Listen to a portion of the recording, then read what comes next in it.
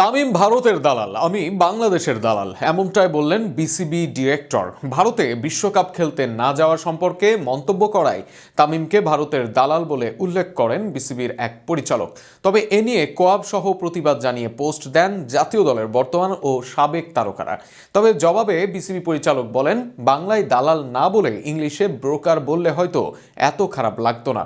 ক্রিক ফ্রেঞ্জিকে এক সাক্ষাৎকারে ক্ষমা চাইবেন না বলেও জানান তিনি। এদিকে তার বিরুদ্ধে ব্যবস্থা নিবে বলে জানিয়েছে বিসিবি। আরও শুনুন প্রতিবেদনা।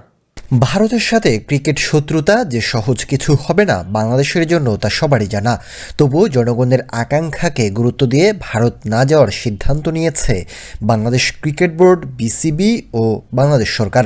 তবে এই সিদ্ধান্তের যৌক্তিকতা নিয়ে প্রশ্ন তুলেছেন তামিম ইকবাল। ভবিষ্যতে এর জন্য দেশের ক্রিকেটের ক্ষতি হবে বলেও ধারণা তার। তিনি বিসিবি বস হলে ভিন্নভাবে ভাবতেন বলে জানিয়েছেন সাবেক এই টাইগার অধিনায়ক।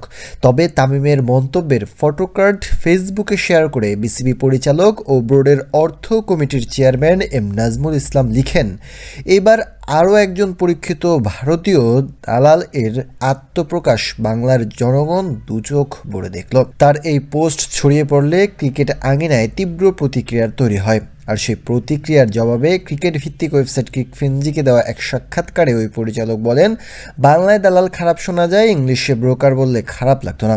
এছাড়া তিনি নিজেকে বাংলাদেশের দালাল বলেও আবারও তামিমকে ভারতের বলে ইঙ্গিত করেন।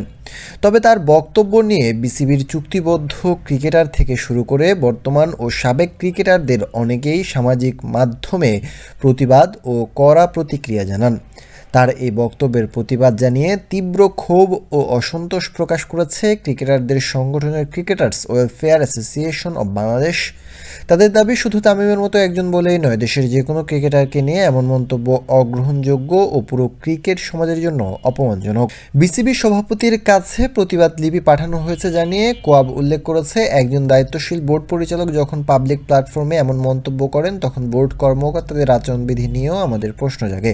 বিসিবি সভাপতির কাছে এর মধ্যেই আমরা প্রতিবাদ লিপি পাঠিয়েছি এবং সংশ্লিষ্ট বোর্ড পরিচালকের প্রকাশ্যে ক্ষমা চাওয়া সহ তাকে জবাবদিহিতার আওতায় আনার দাবি জানিয়েছি। আশা করি যত দ্রুত সম্ভব উপযুক্ত ব্যবস্থা নেবেন বিসিবি সভাপতি।